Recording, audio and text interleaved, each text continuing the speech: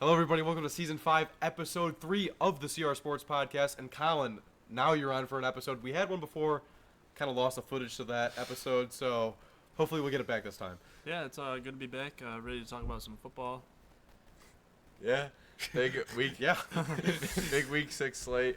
The buys are starting to kick in, but we still had some very good games that we got to talk about. Yeah, basically your preview back on the podcast was that Gage-Shiloh game, Garrett, that we were doing, and it was such a bad blowout that we had to call Colin to get up back in the booth. To call Colin. Yeah, well, nonetheless, Colin's back, football's back, and we're one game into week 6 now. So we'll talk about last night's game. We'll start it off there. Look at the Saints. Look at the Jaguars. The run games for both teams were amazing. I have both running backs in my fantasy league. I had Kamara and Etienne. Kamara had 12 catches. It's like the perfect fantasy back there is. And he had 29 points. Etienne with over 20 points as well. So I'm feeling good.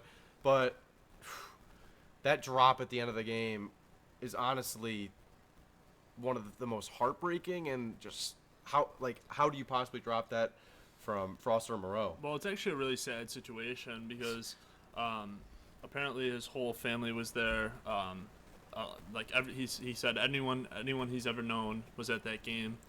He's from Louisiana, Moreau. It's just goes right New with Orleans the New name, Orleans name. Yeah, went to LSU.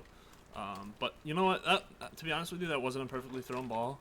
Should he have caught it? Yeah, but I mean, Colin, it was fingertips. Like he literally, it was flow. It wasn't even a hard pass. I'm not saying he shouldn't have caught it. Right. It would have been a tough catch, but you just gotta feel bad for the guy. I mean, and you know what? It wasn't the play that defined the game. They could have made plays down the stretch, but overall, just a sad situation. You got to feel bad for the guy, but I mean, the Saints did fight back, and Jags got the win. But Yeah, the Saints were settling for a lot of field goals early on. First 3 possessions, all ending in field goals, and I think the Jags sort of lacked stepping on the gas when they needed to. I think they could have ran away with that game. In a very average Saints team, I think they're going to finish around 8-9, 9-8.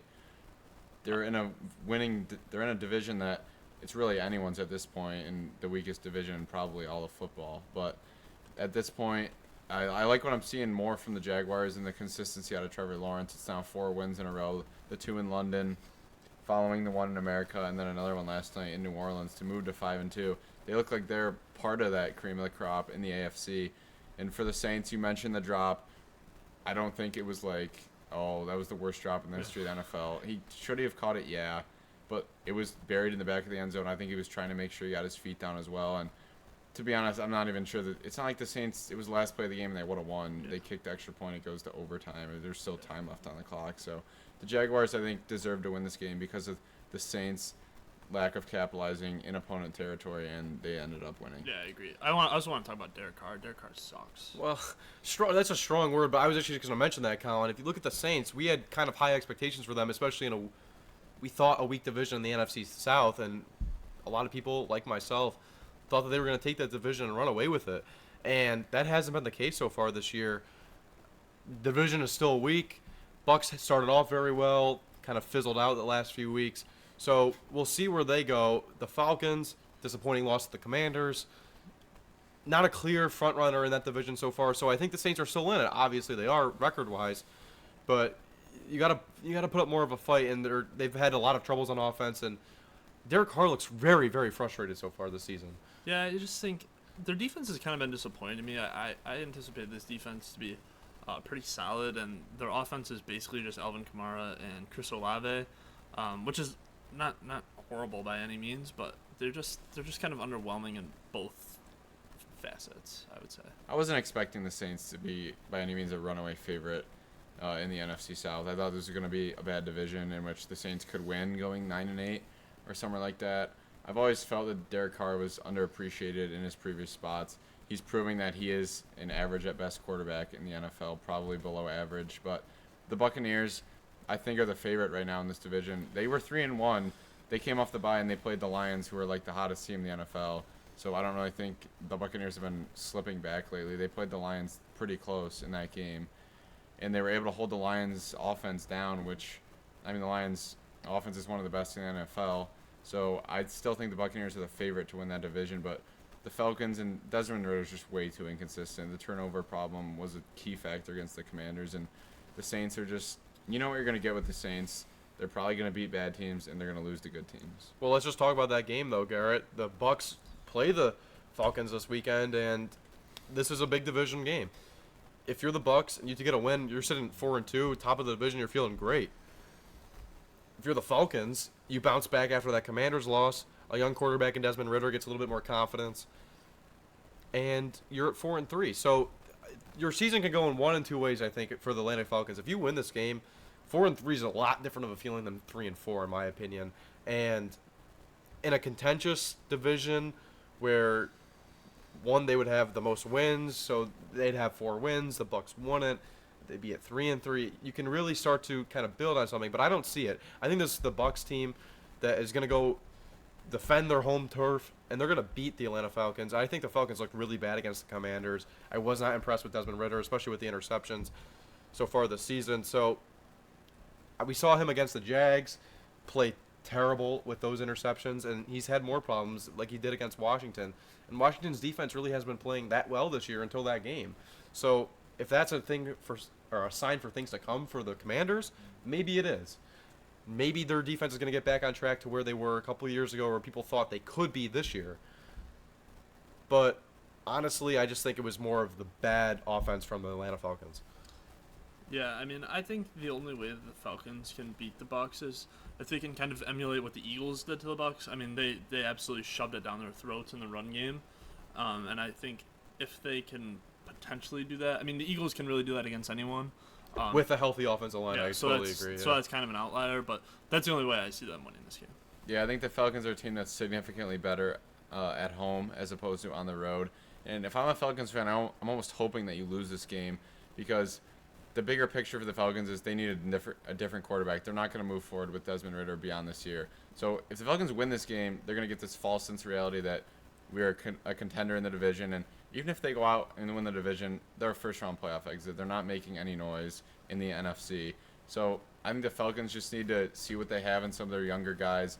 And at the end of the year, hopefully they're drafting towards the top of that order so they can pick up a new quarterback, because Desmond Ritter's a nice story and all, but he's not going to win you a ton of games in the National Football League. Well, I think we've said everything that you could around that game. Let's go to, just briefly, probably the most boring game this week. It's Raiders-Bears.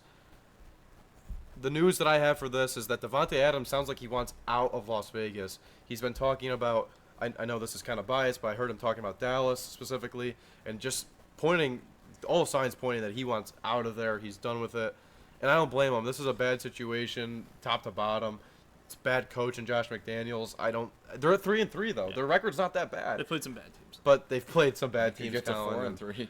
They could easily get to 4-3, which is kind of crazy to say. The Bears have been playing better recently. The Bears, their offense looks way better. It does. But then you take 2 steps forward, and I feel like you take 2 steps back, or 1 step back, is however you want to say it, because their offense last week just really wasn't the same team that you saw against the Commanders on Thursday Night Football, when they were explosive, looked fast, looked powerful, looked like an actual team that could put things together, put scoring drives together. They looked really impressive, and then I feel like I just kind of lost that feeling with the Bears. Yeah, no, the Bears, that Thursday night win, I feel like created a lot of momentum against the Commanders. DJ Moore was unbelievable. Yeah, they couldn't guard him. 30 yards and 3 touchdowns. And what happens last week? Nothing. The biggest story is I think Justin Fields is really desperate to win games right now. And I think he's hoping the Panthers win games as well, because I think he realizes not only do they have their own pick, but also the Panthers. Let's just say those are the 2 worst teams in the NFL. If the Bears have the first and second pick in the NFL draft, Justin Fields is not the starting quarterback in Chicago next year. Yeah. So he needs to pick up the slack for the Bears, because he's playing for his own job security at this point. And even so, if the Panthers continue the remarkably terrible season they're having, he still might not be the guy moving forward, because they're not going to pass up on Caleb Williams or Drake May if they get the opportunity. And I think Davante Adams is hoping the Raiders lose, because the more bad teams they beat, the more false reality they're going to get, and the less likely he is to go on the trade block. See, I think the majority of the struggles for the Bears offense comes from Matt Eberflus. I think he's just a terrible, terrible head coach. And I'm not saying Justin Fields is a good QB. I don't think he'll be the starter next year. I think they'll draft someone, and Justin Fields will make his way into a backup role. But I think the brunt of this bad offense comes from Matt Eberflus. Let's look at this game. This is kind of intriguing from the standpoint of the Cleveland Browns have looked really good. They just beat the San Francisco 49ers without Deshaun Watson. So you're looking at the Browns. Their defense looked phenomenal against the Niners. They shut down the Niners offense. I mean, the Niners did have injuries in that game, McCaffrey and Samuel and Trent Williams. Those are three main players on that offense. But it's caused by the Browns defense. You don't want to be like they targeted injuries or they wanted injuries to happen, but it did happen. They play hard. They play physical. This is a team that tries to punch you in the mouth right off the bat defensively. And that's kind of a difference in defenses that you see around the NFL. You look at the Cowboys when they played the Niners just a week before that game. Cowboys are more of a finesse defense, speed, try to get turnovers. The Browns we're going to hit you, and we're going to hit you hard, and that's what they tried to do, and it did work. And that's how you have to play the San Francisco 49ers. You have to out-physical them. You have to be strong. You have to be powerful. And you have to go into the trenches and just win your matchup. And I think that's what the Browns did, and it kind of put a blueprint of how you can shut down the Niners. The question is now with the Niners and that game around the Browns, because this is a game they're playing against the Colts with Anthony Richardson out for the year, unfortunately, with that shoulder AC injury. The AC joint in the shoulder. He's out for the year. He's in like a sling. It's kind of awful because he was actually a surprise. I think in a lot of people's opinions, he was a raw talent, and he kind of put it together so far this season. He was playing pretty good football. But for the Browns, was it that the Niners didn't have their players, or did they just play a really good game? And with Deshaun Watson back, you can expect more games like this, and they could be a real contender in the AFC. Well, I think this is purely Jim Schwartz. This defense plays exactly like those old Eagles defenses, the Super Bowl winning Eagles defense, and they go out there and they punch you in the throat. And I mean, Jim Schwartz with Myles Garrett is just not fair.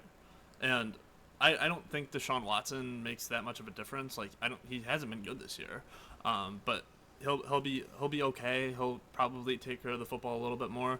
And I could see it's better than PJ Walker. No, I agree. But I could see this team making the playoffs because of their defense. I think the next couple weeks is big for Deshaun Watson to start to put things together because I think the Browns could be a playoff team. They have, if not the best defense, one of the best defenses in the NFL, like we've talked about. So I think that's going to lead them to a playoff spot, but they're not going anywhere in the playoffs if Deshaun Watson isn't making spectacular plays like he was in Houston. You look in the playoffs. But Garrett, they just beat the best team in the NFL, and they kind of did it in a fashion that you haven't seen so far this year. The NFL's a league where any team can beat any team. They lost to the Steelers a couple weeks ago, and Browns fans probably thought the season was going nowhere. And now they beat the 49ers with their backup quarterback, PJ Walker, who played terrible.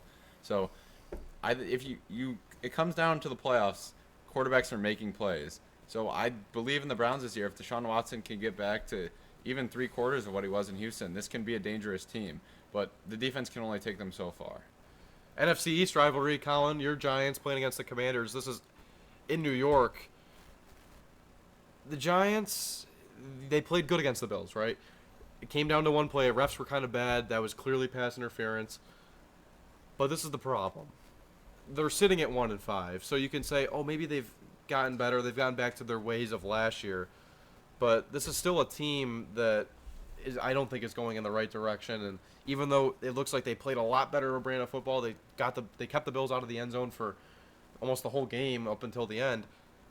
They weren't able to win the game. And if you're a Giants fan like yourself, I'm just wondering, how do you feel going into this game, and how would you feel if they won this game and they started to play good football again? You know, if we beat the Bills, that would be like, okay, like we're 2-4, get to 3-4 this game, like we're okay, get a little healthier.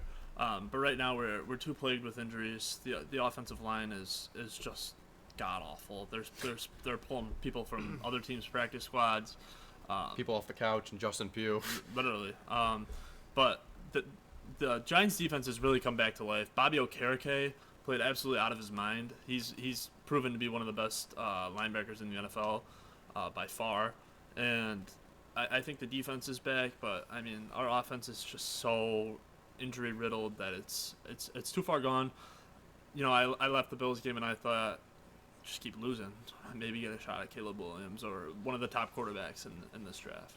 Yeah, I think the Giants' season is sort of a lost cause at this point. They looked very good against the Bills, but they weren't able to hold them down the whole game as the Bills got 2 touchdowns in that last quarter. Maybe some better clock management before halftime. Giants could have pulled that one out. But this is a pretty important game as well for the Commanders. They got off to that 2-0 start. Then they lost 3 in a row, 2-3, got a big win last week in Atlanta. Trying to win another one in New York at MetLife to get to 4-3. More confidence for Sam Howell. But the Commanders' defense, which we thought was sort of going to be the precedent for this team, and we thought maybe it was going to be Sam Howell and the offense struggling more. The defense is terrible.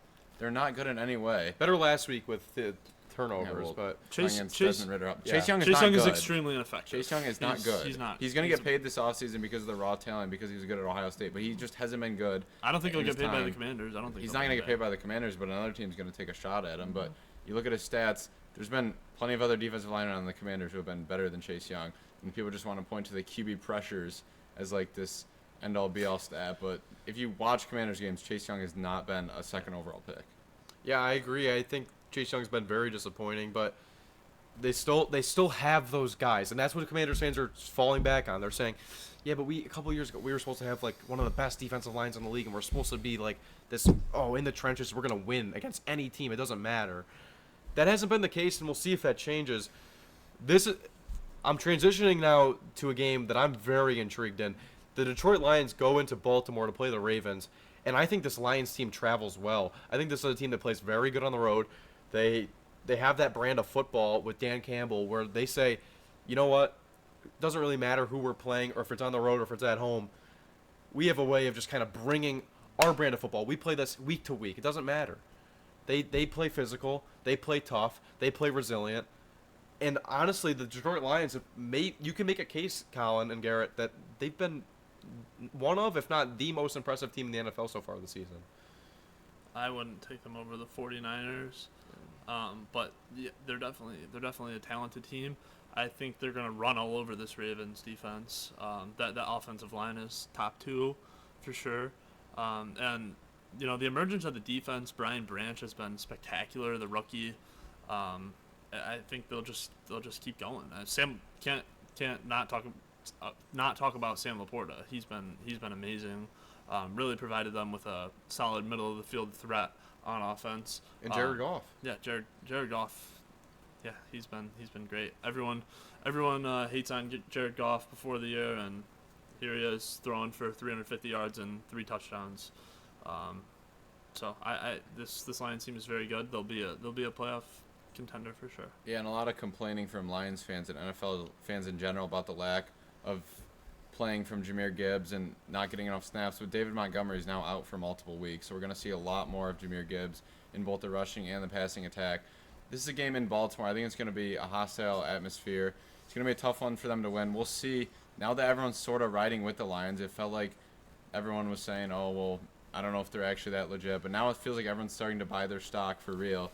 The Ravens feel like the Ravens of every year, where they're going to finish 11-6 or 10-7, and they're maybe going to win one playoff game and then go out. The passing attack just needs to take another step.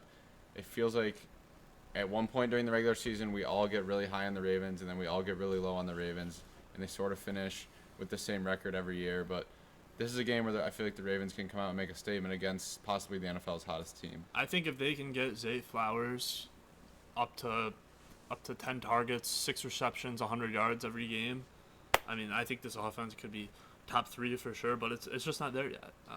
I don't know. I honestly can't pinpoint what exactly is wrong with this offense. It's talented, but they underperform, and it seems like Lamar Jackson in this offense is inconsistent every single year. Yeah, a team that's been very consistent at being horrible this season has been the New England Patriots. The Bills come into town in Foxborough to play them. This should be an absolute blowout from the start. I don't think it's going to be competitive at all. We've talked about the Patriots on our previous podcast, Garrett, that Bill Belichick's time might be coming to an end, and I think it really is. And Mac Jones I don't think he's the answer, but he doesn't really have a lot of support around him either. And having a defensive coordinator call the plays last year and be your offensive coordinator probably wasn't the best idea for progressing Mac Jones as a quarterback, and it's kind of showing this year. I think this is a blowout. It's not even a game from the start. If the Bills don't make it a blowout or the Bills somehow would lose this game, I don't know. You got a lot of questions for the Bills. Bill Belichick as a GM absolutely ruined Bill Belichick as a coach. Like, he built a terrible team. I mean, this team has been rebuilding after the Brady era, and they have done nothing. You can't treat Mac Jones like he's Tom Brady. He's just not, and that's what they are doing. Well, I mean, all around the board, he's just struggled to add talent. You've seen some of the wide receivers they drafted. But Colin, think about it. The parallels between the Brady era, they didn't have these massive name wide receivers outside of Randy Moss. Julian Edelman was a very good receiver for a lot of years, but then outside of him, Wes Welker. he had a very short amount of time. Yeah, but that's a tight end.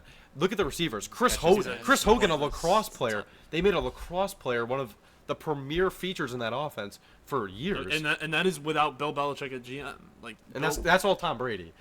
And I think that's the debate where is it Brady or is it Belichick? You're gonna go back and forth. No, I think Belichick is.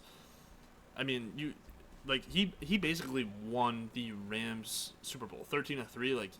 People forget Bill Belichick is a defensive head coach. But Colin, a perfect example of this is look at their offense right now and the offense that he's built. Clearly, he cannot evaluate talent on offense. Look at their defense right now. He's a defensive head coach. Everyone goes, Patriots will be fine defensively every year, no matter what.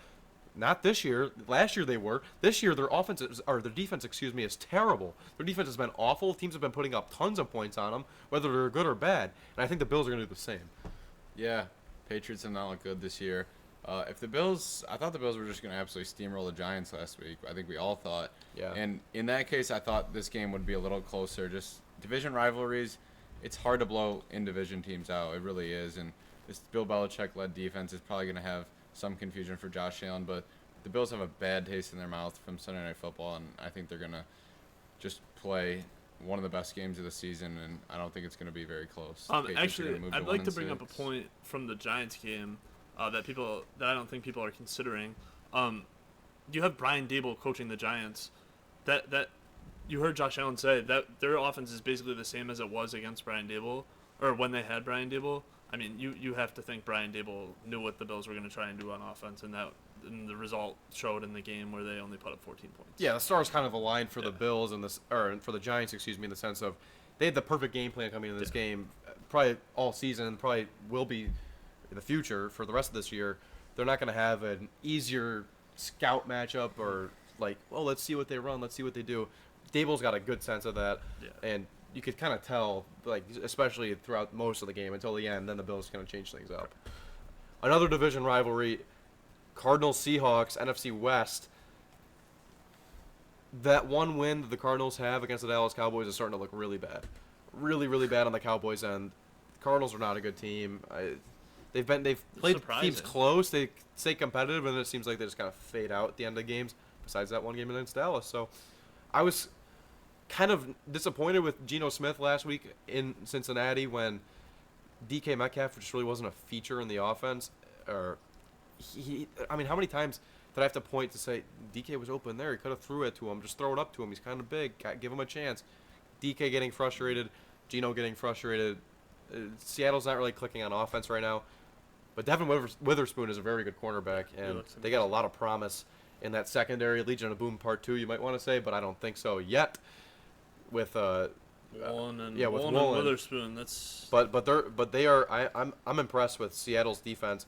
Offense, not so much. I think this offense will start clicking maybe halfway through the year. Tyler Lockett's amazing. Yeah, they haven't gotten Jackson Smith and Jigba involved whatsoever. I think that could help them a lot. But I think they'll pull it together. They should beat the Cardinals this week. I think Jonathan Gannon has done a phenomenal job with the Cardinals this year.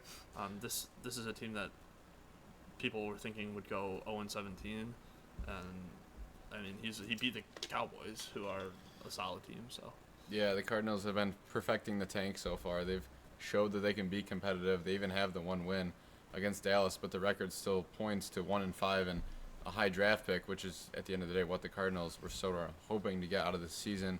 Kyler Murray's starting to work his way back into practice. I don't think we're going to see him for a couple more weeks, but the Cardinals, I think, are just continuing to let their young guys play, and hopefully they lose games in the eyes of most of their fans and honestly the coaching staff and players as well. And the Seahawks, they sort of were able to move the ball, especially at the end of the game against the Bengals. They just couldn't convert in the red zone whatsoever.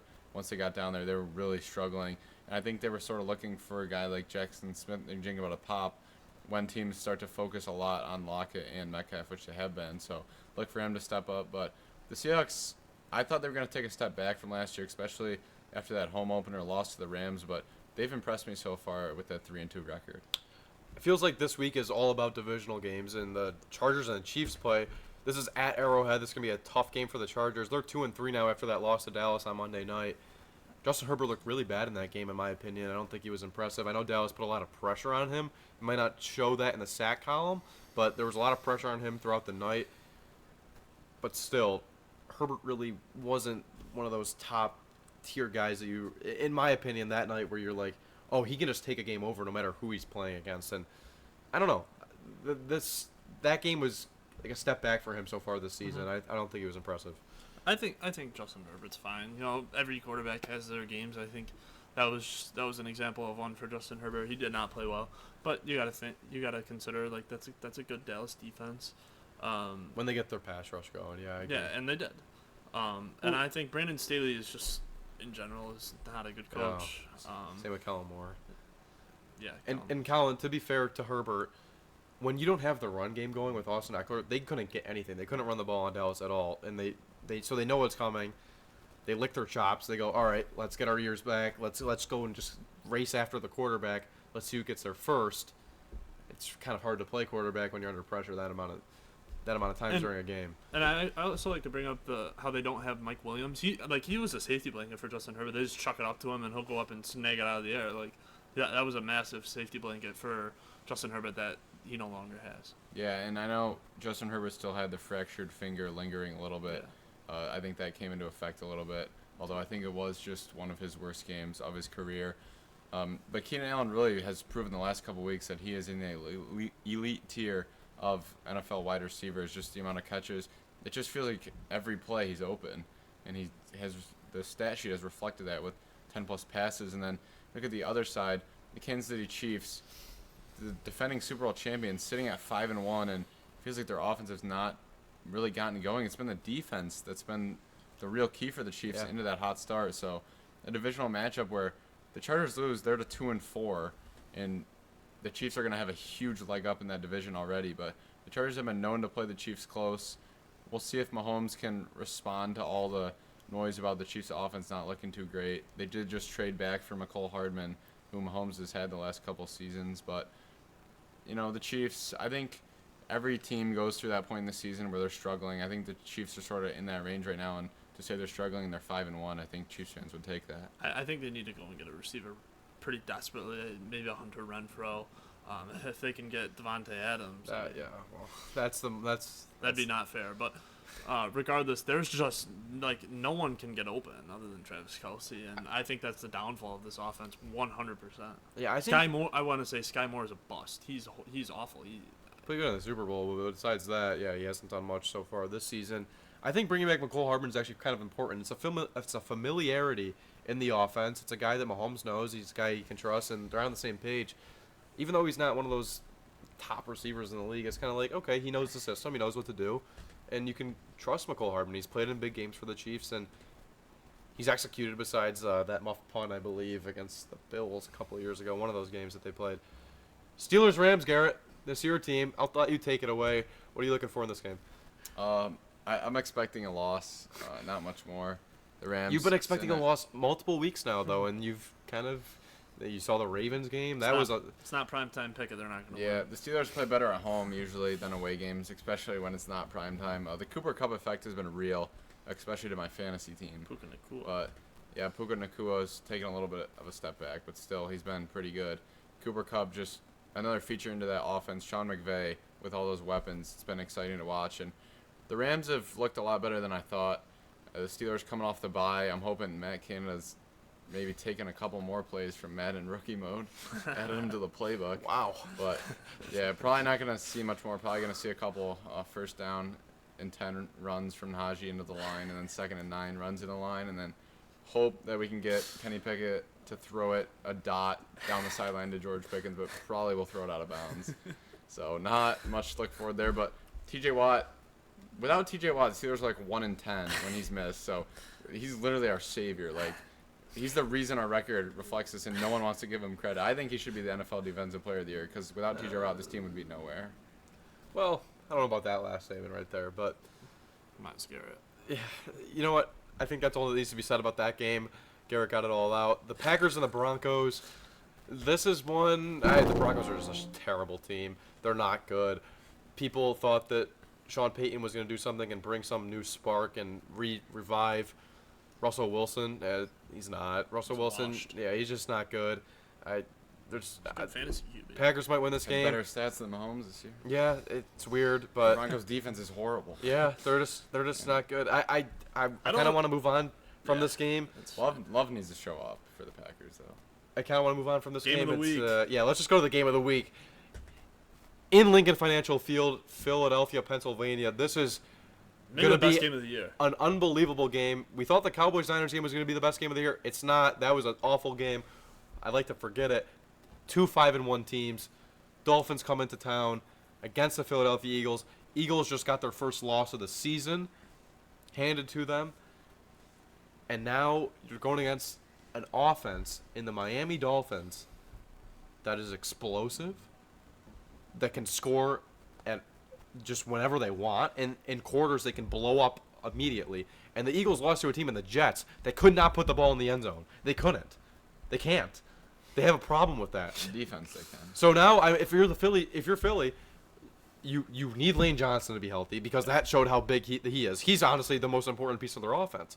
Jalen Hurts is a mediocre to a little bit of above average quarterback without Lane Johnson. Couldn't agree more. And when you see Jalen Hurts under pressure, he's a completely different quarterback. It's like the Jalen Hurts from his rookie year. He's average to slightly above average when he does not have one of the best offensive lines of all time. Dolphins come in. I think they're going to hand the Eagles their second straight loss. This is an explosive team, an explosive offense. And honestly, I'm not that impressed with this Eagles secondary. And I think the Tua and Tyreek are going to be running all over the field that night. The only issue I really had is, can the Dolphins stop the run, and can they stop AJ Brown? No. I mean, it's kind of reminding me of the Bills game almost. Like Stephon Diggs had a frenzy against the Dolphins defense, and can they stop DeAndre Swift in this offensive line? But can that? Yeah, exactly. That offensive line. I think the offensive line is huge, and it's honestly insane to say, to see and say how much Lane Johnson really means. It's crazy, but he's honestly the MVP of that team in my opinion. It's not close. If you watch that game, Kelsey. I mean, yeah, the two of them. the If push. the same, yeah, but Colin, you watch that game against the Jets. Johnson comes out. Actually, I and didn't because I was going to the Giants game. But All right. I watched the whole game. As soon as Lane Johnson comes out, it's just a totally different team, and it's a totally different feel. And it's frankly remarkable that a right tackle has that big of an impact on a team. Yeah, I'm actually gonna go with the Eagles in this one. I think the Dolphins need Jalen Ramsey back. Yeah. I was at that Bills game against the Dolphins. The Dolphins were not close to stopping the Bills. They had everything was open. The Dolphins secondary is just getting absolutely chewed apart. But the offense is so dynamic. I do think the Eagles are gonna have a big bounce back win after that loss against the Jets, a game that they really should have won. I also don't know how well they can protect Tua. I mean, Jalen Carter has been probably the best rookie in the NFL. This Eagles pass rush has always been good. So that's also another thing that I'm uncertain of for the Dolphins. You got the Eagles or the Dolphins? I got the Eagles. All right, 49ers go into Minnesota on Monday night. The question is, for me, are the Niners, what do the injuries look like, first of all? And I think this is a possible upset alert watch, but I don't see it.